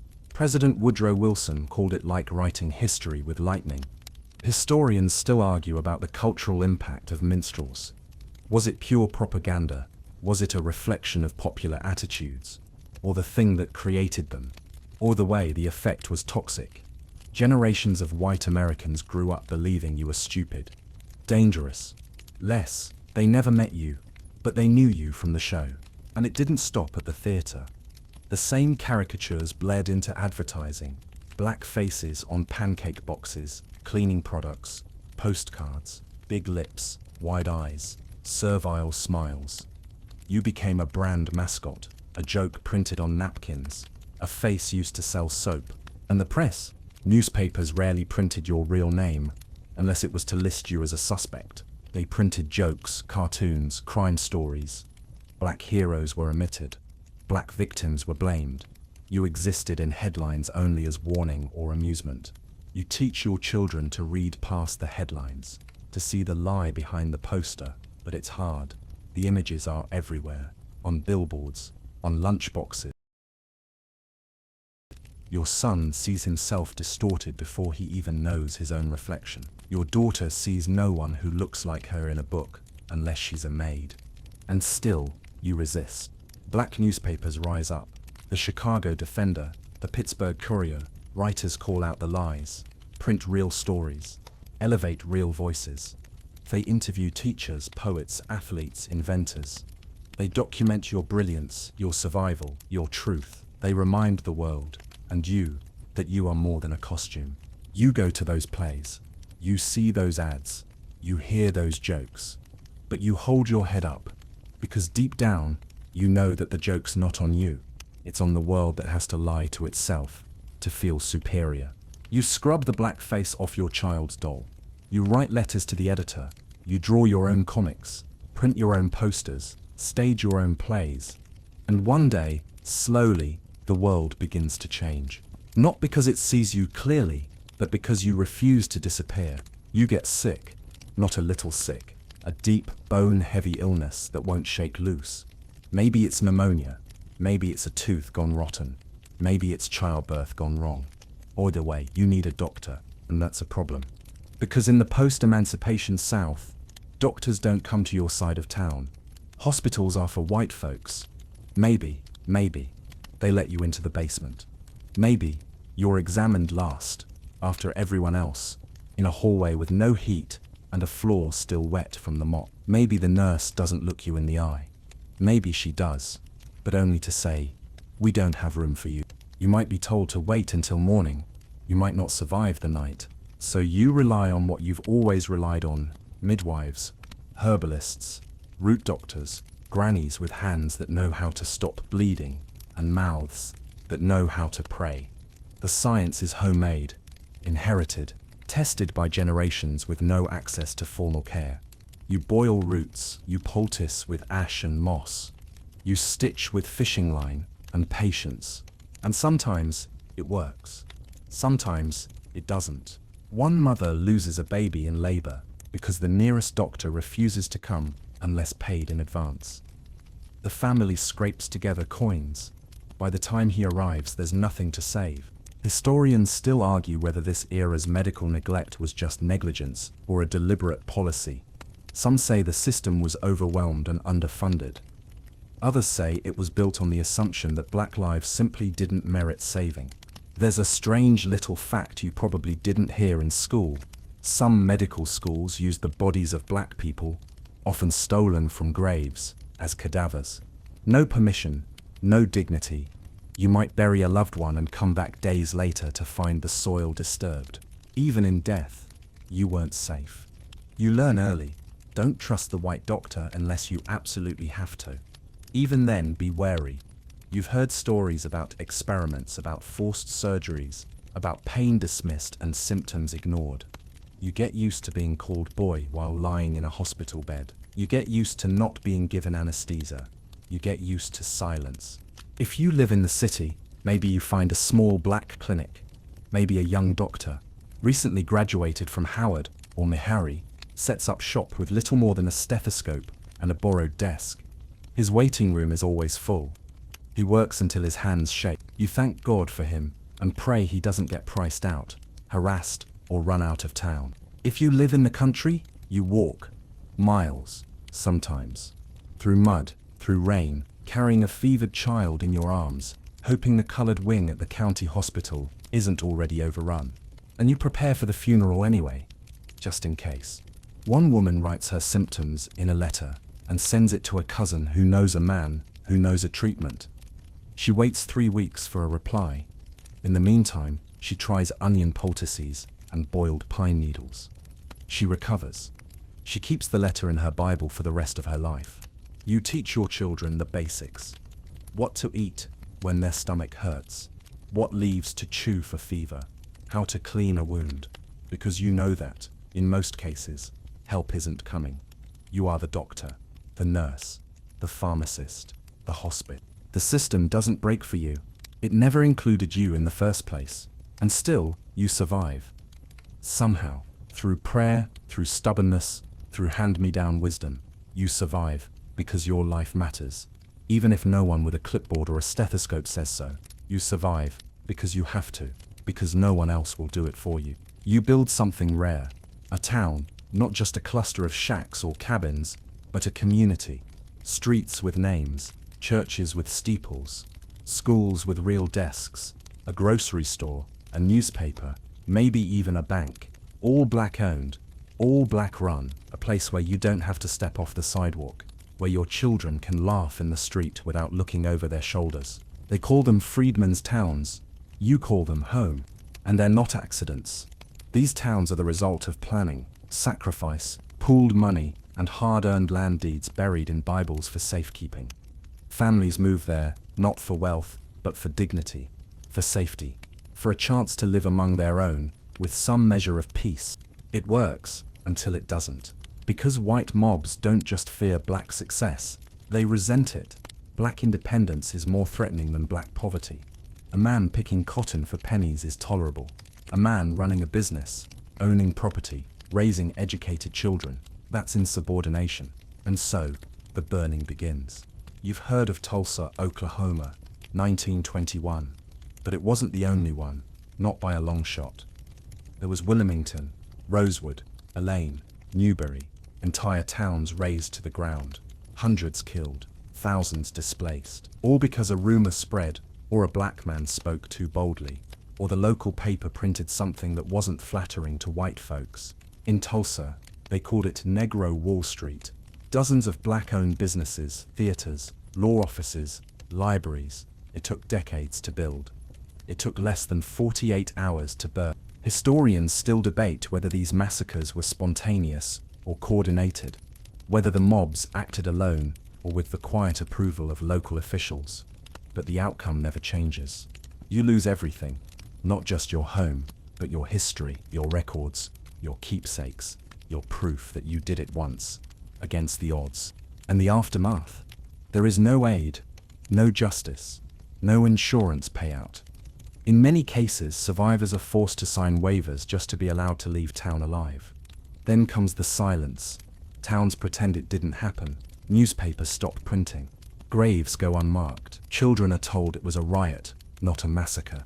One fringe fact: after one of these attacks, white residents sold postcards of the destruction. Black corpses, charred buildings, laughing mobs, captioned like souvenirs. You rebuild. Not because it's safe, but because what else can you do? You find a plot of land outside the county line. You build with what's left. This time, Maybe you don't register the deeds under your real name. Maybe you use a friend. Maybe you don't print a newspaper or post a sign over the store. Maybe you learn to keep your success a little quieter. But your children know. They hear the stories whispered late at night. We had a town once. It had streetlights. It had a school with books. They carry that memory like a scar and a badge. You remind them that thriving was never the sin. Being seen thriving was. So you work, quietly, carefully, always with one eye on the window and one hand on the exit plan, because you're allowed to exist. But only if you don't shine too brightly, only if your joy doesn't make someone else uncomfortable, only if you never forget who they think you're supposed to be. You work 3 jobs. You sweep floors in the morning, lay bricks at noon, and wash dishes after sundown. Your body aches, your eyes burn, your pockets are still empty. And yet, people call you lazy. It becomes the background noise of your life, that myth, that lie, repeated in newspapers, school books, and conversation like it's gospel. Freedmen don't want to work. They're idle by nature. They'd rather sing and sleep than sow and reap. You hear it in courtrooms, on sidewalks from men who haven't lifted anything heavier than a newspaper in years. It's not just an insult, it's a strategy. If they can label you lazy, they can justify your poverty. Your hunger becomes your fault. Your ragged clothes mean you're shiftless. Your homelessness becomes evidence, not of cruelty, but of character. Never mind that you worked for free your entire life, that your parents were whipped for not picking fast enough, that your grandparents were sold precisely because they were good at labor. The mythology rewrites history and hands it back to you like a mirror. It tells you, this is who you are, a burden, a problem. One quirky twist: even when freedmen worked harder, longer, and more hours than white laborers, studies from the time quietly filed away by government agents showed no significant difference in productivity. But those findings didn't make it into the public narrative. Instead, they printed cartoons. Big-lipped caricatures in torn pants, lounging under shade trees, while white bosses scowled in the background. You're told to be grateful for low wages, told you're lucky to be allowed indoors, told that complaining about long hours or withheld pay just proves your laziness. And if you rest, God help you. If you rest, take a day off to attend your mother's funeral, and you're labeled unreliable. Miss work because your child is sick, and you're blacklisted. There's no margin for error. White workers can stumble and be forgiven. You're expected to be superhuman, and still treated subhuman. Historians still argue how deeply this stereotype shaped labor policy in the post-war South. Some say it was just talk. Others point out how it justified everything from vagrancy laws to unequal pay, to sharecropping contracts that paid in debt. You start to internalize it. Maybe I am slow. Maybe I am behind. Maybe freedom really did find me unprepared. But then you remember you had no chance to prepare. You were given nothing. No land, no money, no tools, no rest. Just a whisper of freedom and a wall of expectations. And still, you work. You take the worst jobs, the ones no one else wants. Dangerous, filthy, bone-cracking work.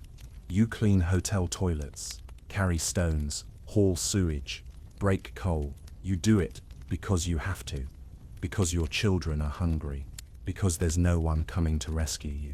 But the myth doesn't die. It travels north with you. It sits behind you on the train. It follows you into job interviews. We had to let him go, they say. Didn't have the right work ethic.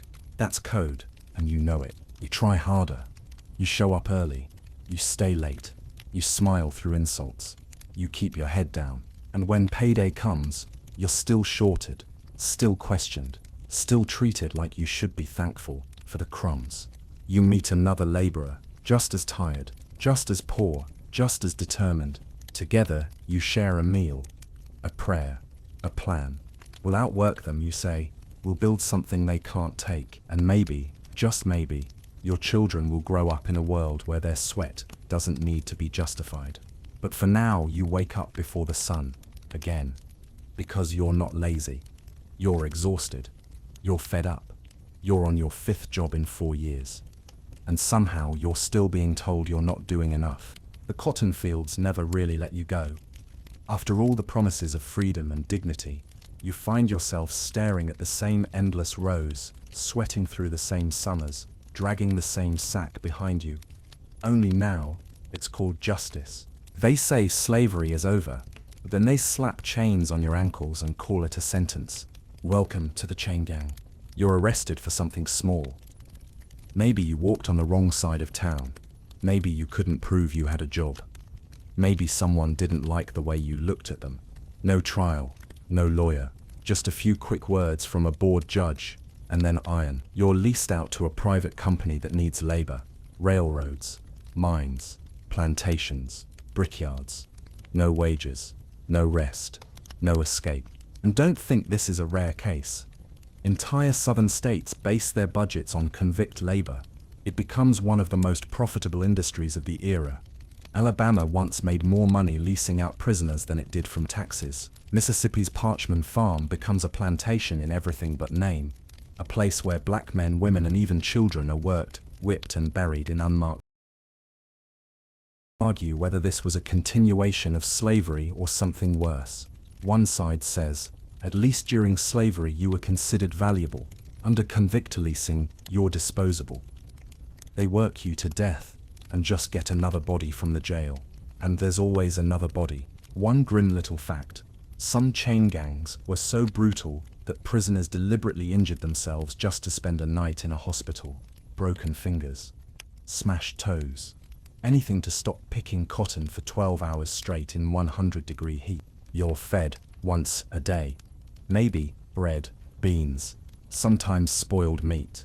You sleep on wooden planks, if you're lucky. You're watched constantly, speak out of turn, and you're whipped. Fall behind on the line, and the guard raises his rifle. And here's the thing, the guards don't always wear uniforms.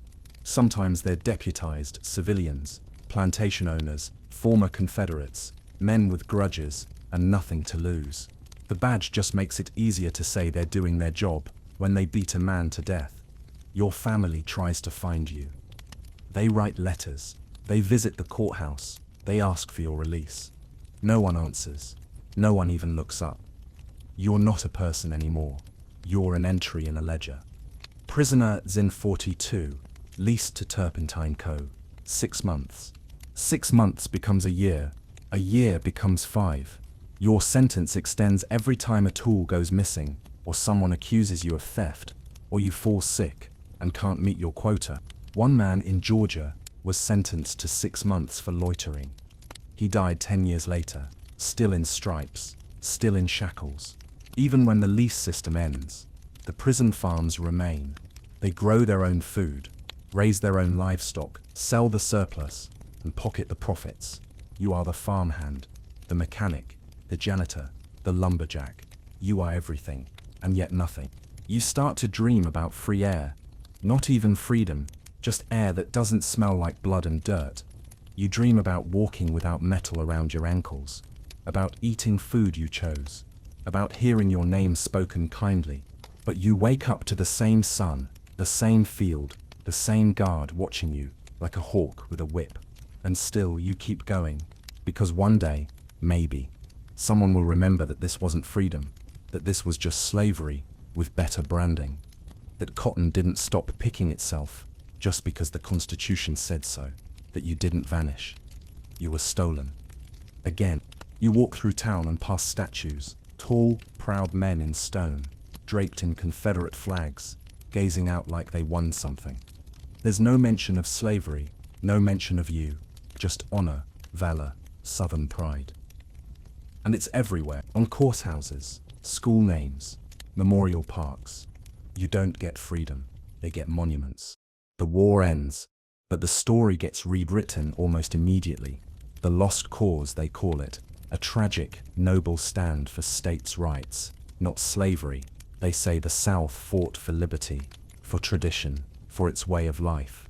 Funny how that way of life involved buying and selling people, but you won't find that on any plaque. History books call it a civil war, not a rebellion. They call enslavers planters. They use phrases like servants, workers, field hands. The chains vanish, the whips fade, the rape, the starvation, The auction blocks, omitted, smoothed over. The Confederacy becomes a misunderstood underdog, not a violent slave empire. And in the meantime, your story disappears. Historians still argue whether the lost cause mythology was deliberate misinformation or just mass denial. Either way, it spreads like kudzu. School books across the South teach children that the Civil War wasn't about slavery, that enslaved people were happy, that Reconstruction was a mistake. Generations grow up thinking Robert E. Lee was a saint, that emancipation ruined the South, that you were better off before. You start seeing your own history as footnotes, if it's even mentioned at all. Museums skip over it, politicians ignore it, towns hold parades for Confederate generals and say it's heritage. Your trauma becomes someone else's nostalgia. One strange and painful truth: in many southern cities, freedmen were forced to help build the very statues that honored their oppressors. Paid pennies, if paid at all, they lifted bronze bodies onto pedestals and then walked home under their shadows. You teach your children the truth anyway, around the dinner table, in bedtime stories, in songs. You tell them who they are, where they came from, what really happened, because no one else will. You watch as the past is paved over. Plantation homes are turned into tourist attractions. Guides in hoop skirts talk about elegant dinners and charming traditions, never mentioning the enslaved men who chopped the wood, cooked the food, dug the graves. There are no plaques for them, no gravestones, just footpaths worn down by their endless labor. You ask yourself, how do you honor your ancestors when the world honors their captors? You try to fight back, write essays, print newspapers, stage plays, carve your own monuments, paint your own portraits. Some folks listen, most don't. They're too comfortable with the old version. It's cleaner, easy, and still, you keep telling the truth. Even when your voice shakes, even when it gets you fired, or threatened, or pushed to the edge of town, because you know what's at stake. It's not just memory, it's identity, it's dignity, it's the ability to say, we were here, we mattered, we are not your myth. You walk past the statue again, and this time you don't look away, because it doesn't speak for you, it never did. You sit on your porch, staring out at the road, and wonder if this is really it. Is this what they meant by freedom? Picking someone else's crops, living in someone else's house, walking miles for muddy water and second-hand clothes. You have your name now, sure, but you still have to spell it twice to get anyone to write it down right. You remember what they promised: a new start, a new country. But no one gave you land. No one paid you for what was stolen. No one rebuilt your family. You did all that. You and people like you. And yet, the system still says, not enough. It's in the way your child gets the broken textbooks, the way your wages always come up short, the way no one looks surprised when another black man falls behind or gets in trouble or goes missing. It's in the way they nod at your struggle and call it progress, as if barely surviving is proof the system works. You look around and realize you're still surrounded by rules you didn't write, enforced by people who never wanted you to begin with. You're allowed to live, as long as you stay quiet, allowed to work, as long as you accept less, allowed to exist, as long as you don't ask why it's still so hard. Historians still debate whether emancipation was a beginning or a bait and switch, whether the end of slavery opened a door or just repainted the cell. Some call Reconstruction a missed opportunity. Others call it a calculated retreat. Either way, you're left to pick up the pieces, and yet somehow you're still here. That in itself feels like defiance. You still sing, you still laugh, you still marry, raise children, plant gardens, pass down stories. You still build, even knowing that it might be taken, even knowing that it's never quite safe, even knowing that freedom has a price tag you were never told about. One overlooked truth: many freedmen tried to leave the South altogether, heading west, joining black homesteader communities, even trying to emigrate to places like Liberia or Haiti. They wanted space, distance, a chance to begin again, far away from where they were broken. Some stayed, stubborn, maybe, hopeful, maybe, or just too tired to start over again. They stayed and planted roots in cracked soil, grew joy where grief had lived, whispered dreams into fields that had known only pain. You hear people talk about freedom like it's a thing that happens once. A moment, a law passed, a paper signed. But you know better. Freedom is a grind, a ghost you chase, while patching holes in your roof and hauling water from a creek half a mile away. You want to believe in something. Maybe it's the Bible, maybe it's tomorrow, maybe it's your child's laughter, rising up out of nothing like a hymn, because even after everything, even after all the lies and losses, there's still a little fire in you. Small, stubborn, you carry it like a secret, because if you can't be free the way they promised, you'll be free the way you choose. Quietly, on your terms, in the things they can't take, like your name, like your voice, like the way you walk tall, even when the world keeps trying to make you small. And that's something they never planned for. You sit in the field after sundown, the air heavy with dust and the ache in your back so deep it feels older than you are. The sun's gone, but the heat hasn't. Crickets sing somewhere off in the tall grass. A dog barks 2 fields over, and you wonder, was this ever going to be freedom? Because now that all the noise has faded, now that the soldiers are gone, the promises broken, the papers signed and forgotten, you can finally feel the full weight of it. This is what they meant. Not equality, not safety, just survival. You survived slavery. You survived emancipation. You survived laws written to keep you poor, mobs sent to keep you quiet, a government that wrote your name down once and then never looked for it again. You survived men with hoods, laws with loopholes, banks with slippery fingers, doctors who never came. You survived the burning of your town, the theft of your land, the lie that you didn't work hard enough, and you're still here. Freedom didn't come like a sunrise. It came like a trickle, like water from a cracked pipe, uncertain, rusty, full of grit. It came in bits, one vote, one schoolroom, one safe night, and always someone waiting just outside the door to take it back. You pass it down anyway, in songs, in stories, in prayers, whispered at bedsides and cotton rows. You tell your children the truth, not just of what was done to you, but of what you did anyway. You built, you raised, you remembered. They tried to end you with whips, then with contracts, then with silence. But you sang, you held hands, you stayed. So now, breathe. Let the weight of it all settle. Let the wind carry away the dust of this long story, this hard truth, this crooked promise. You've walked through fire and came out singing. That's not nothing. It's freedom in its rawest form. Not given, not granted, not wrapped in a flag. Claimed. And with that, it's time to rest. Dim the light just a little more. Let your breath soften. Let the past grow distant. You're not in that field anymore. You're here. You're safe. And tomorrow, you rise again. End of script. Sweet dream.